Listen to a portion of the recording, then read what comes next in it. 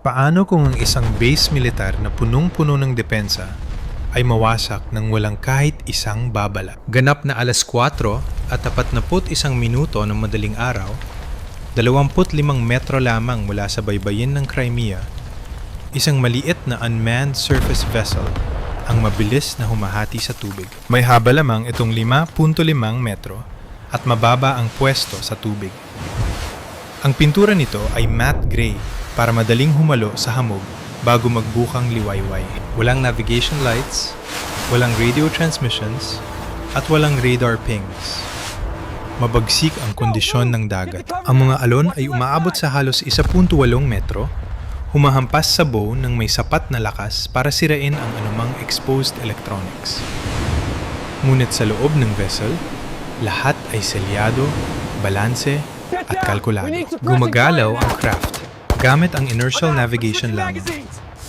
Itinatama nito ang kanyang kurso ng daan-daang beses bawat minuto para labanan ang agos at malalaking alon. Nakatago sa ilalim ng deck nito ang tunay na kargamento.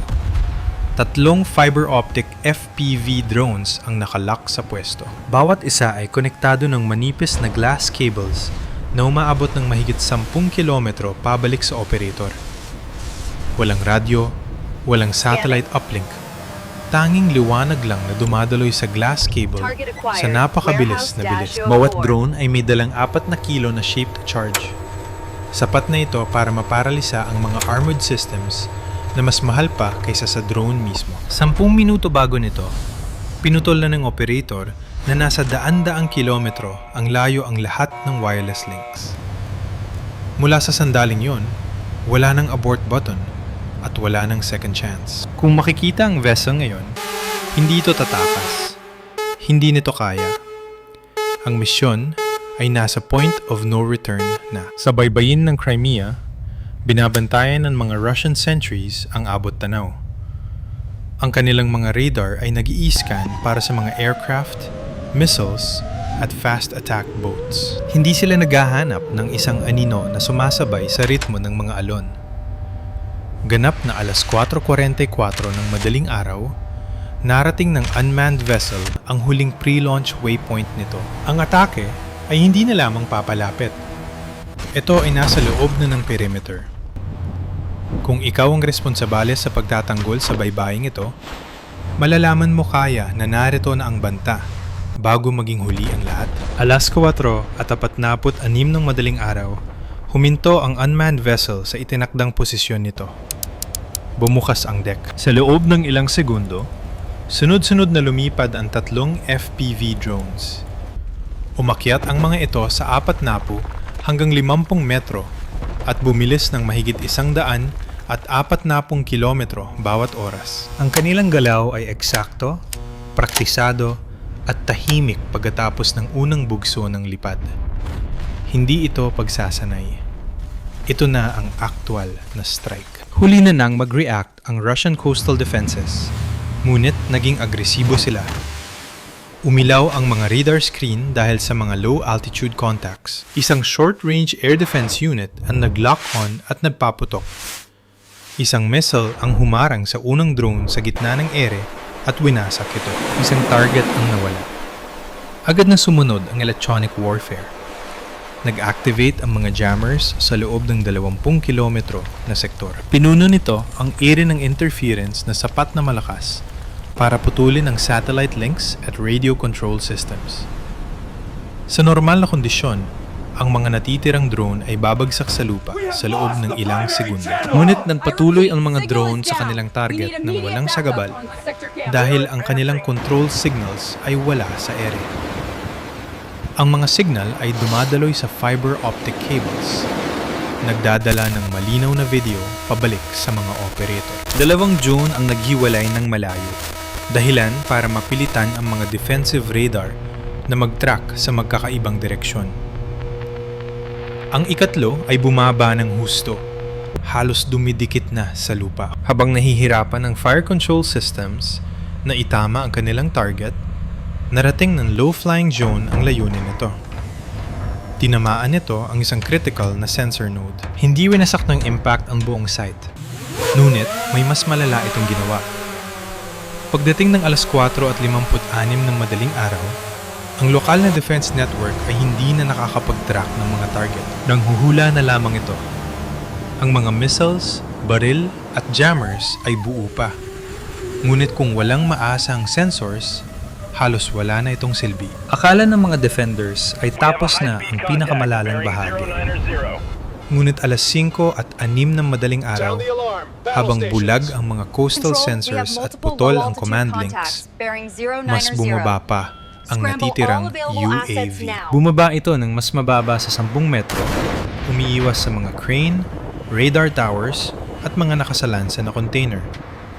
Bumilis ito hanggang 165 kilometro bawat oras. Mahalaga ang bawat segundo ngayon. Nagsisimula nang makabawi ang mga defenders. Paubos na ang oras. Sa loob ng harbor, naghahalo-halo na ang tunog ng mga alarma. Bumukas ang mga floodlights. Nagsimula nang magpaputok ng tracer fire sa langit. Ngunit ito ay walang focus at huli na. Hinahabol ng mga rifle rounds ang isang target na hindi lumilipad sa madaling mahula ang paraan. Ang UAV ay mabilis na lumiliko. Itinatama ang landas nito ng 12 ng beses bawat segundo. Gabay nito ang live fiber optic feed, ligtas sa electronic chaos na bumabalot sa ere. Target nito ang isang reinforced UAV support facility sa gilid ng pier. Ang mga blast doors nito ay nakabukas pa rin dahil sa gulat at panic ng mga tauhan. Sa loob, nakapila ang mga unmanned aircraft na may lamang gasolina. Sa malapit, may mga warhead crates na bawat isa ay tumitimbang ng mahigit 180 kilo. Ang mga fuel drums ay nakalagay sa mga lugar na labag sa safety protocols. Hindi nagbagal ang UAV. Alas 5:09 ng madaling araw, bumaba ito sa 5 metro mula sa lupa at tumuloy sa huling vector nito. Naging malinaw ang camera feed sa huling sandali, sapat para makita ang mga warning labels, serial numbers, at mga taong nagtatago. Sumabog ang shape charge sa sandali ng impact. Tumagos ito sa unang target at nagbuga ng molten metal sa loob ng mga nakaimbak na bala. Ang unang pagsabog ay matalim at kontrolado. Ngunit wala pang kalahating segundo, sumunod na ang mga secondary detonations. Nagsalubong ang mga pressure waves. Kumalat ang apoy sa mga saradong espasyo. Umakyat ang temperaturo sa loob ng mahigit 1,200 degrees Celsius. Ang reinforced structure ng pasilidad ay gumuho mula sa loob palabas. Pagdating ng alas 5:10 ng madaling araw, ang base ay hindi na lamang inaatake. Ito ay tuluyan ng nabura sa laban. Alas 5:30 ng madaling araw, ang malakas na pagsabog sa harbor ay nagpuwersa sa agarang pagbabago ng posisyon. Napuno ang command channels ng mga putol-putol na balita. Ang mga thermal alarms ay mas nangibabaw kaysa sa sensor feeds.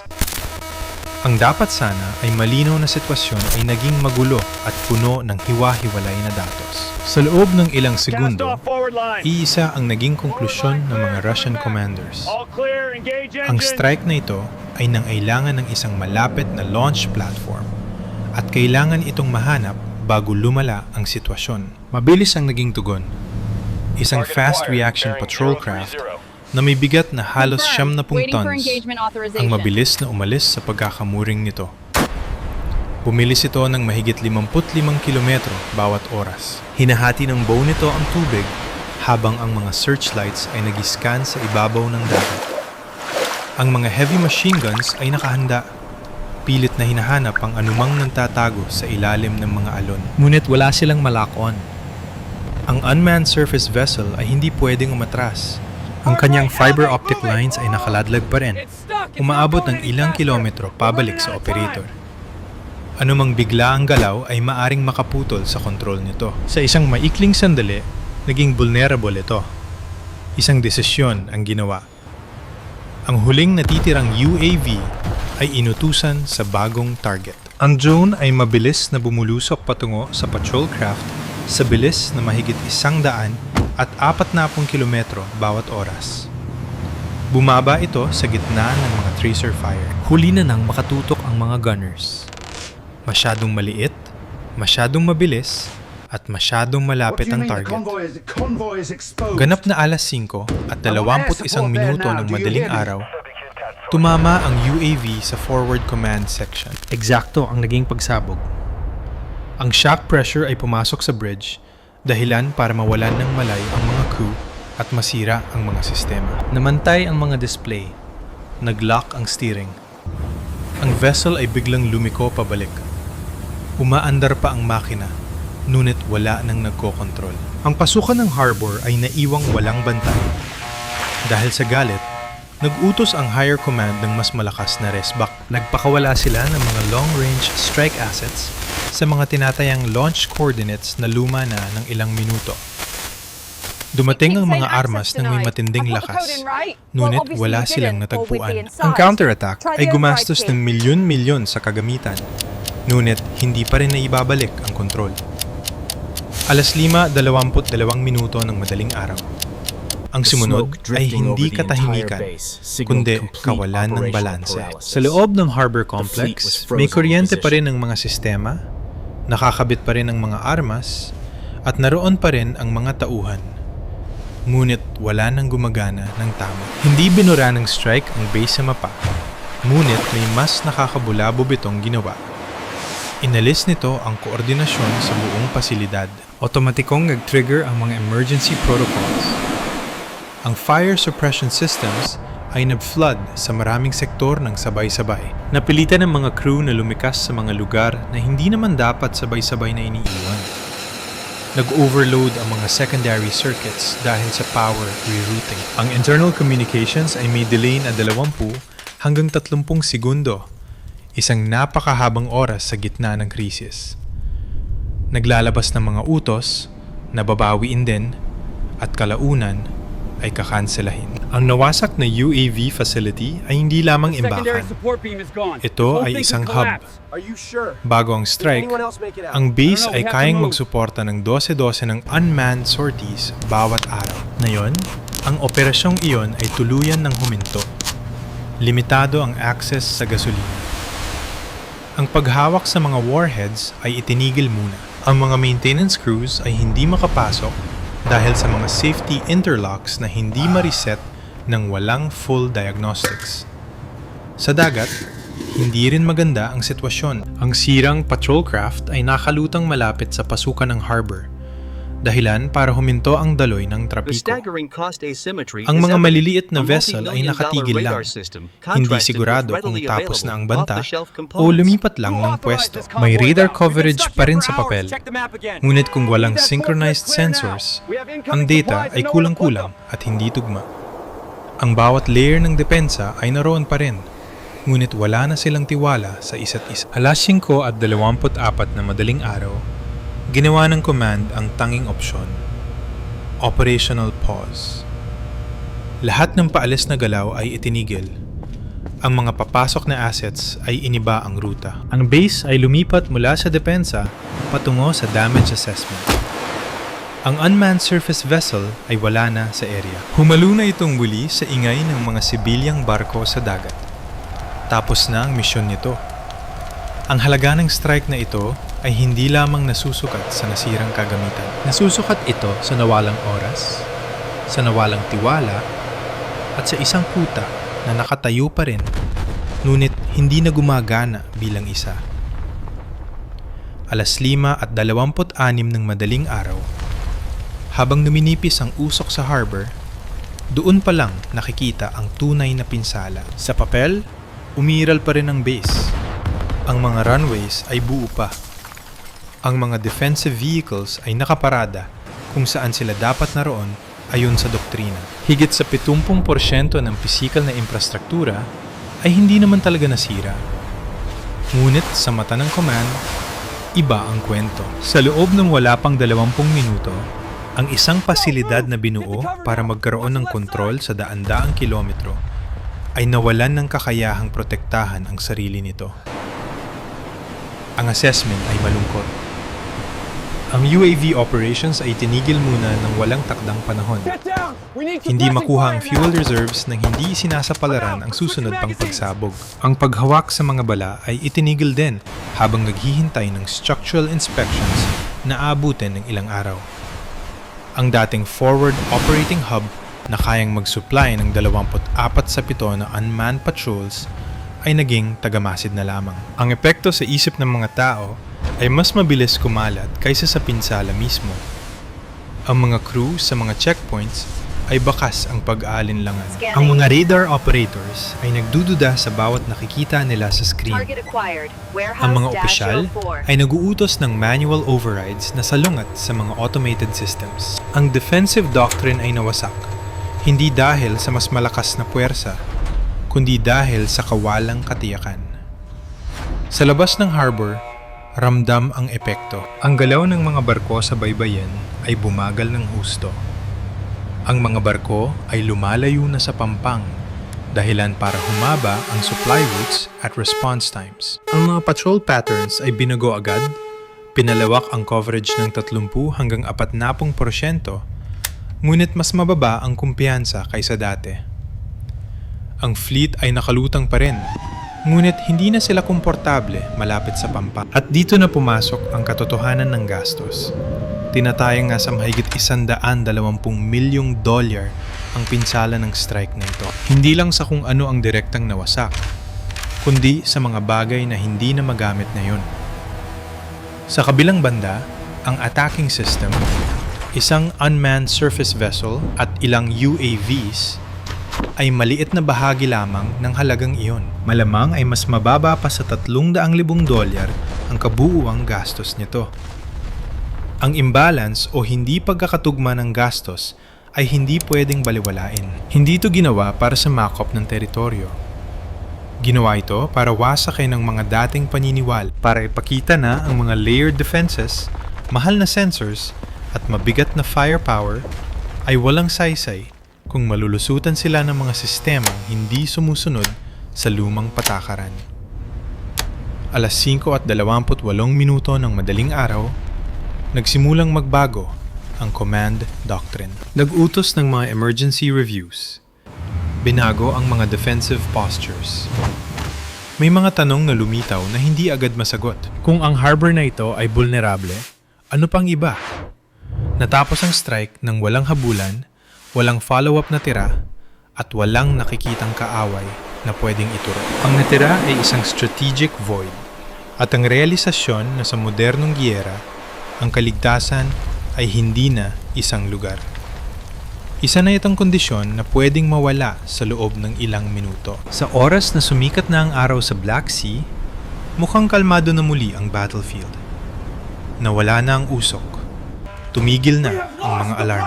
Bumalik na ang mga crew sa kanilang mga pwesto. Sa labas, tila nakaligtas ang base. Nakatayo pa ang mga dingding. Nakaparada pa ang mga sasakyan. Umawagayway pa ang mga watawat. Ngunit may isang malaking bagay ang nagbago. Ang nalantad dito ay hindi lamang kahinaan sa hardware. Isa itong lamat sa paniniwala. Ang paniniwala na ang layered defenses ay garantiya ng kaligtasan.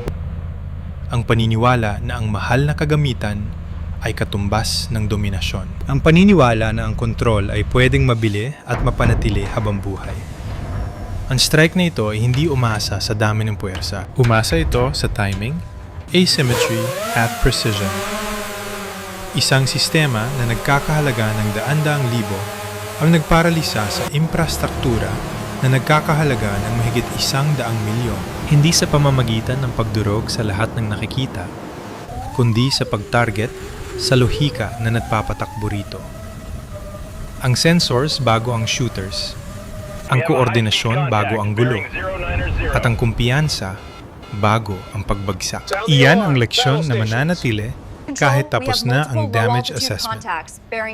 Ang modernong pakikipagdigma ay hindi na para sa may pinakamalakas na armas o pinakamalaking budget. Ito ay para sa panig na nakakaunawa kung paano nagkakaroon ng system failure, kung paano nagre-react ang tao sa ilalim ng pressure, at kung paano ang teknolohiya ay nakadepende sa mga assumptions. At kung paano ang isang blind spot ay kayang magpabagsak sa isang buong doktrina. Para sa mga defenders, hindi lang ito pagkawala ng kagamitan. Ito ang realisasyon na wala ng garantisadong safe harbor. Hindi sa lupa, hindi sa dagat, at hindi sa likod ng mga bakal at code.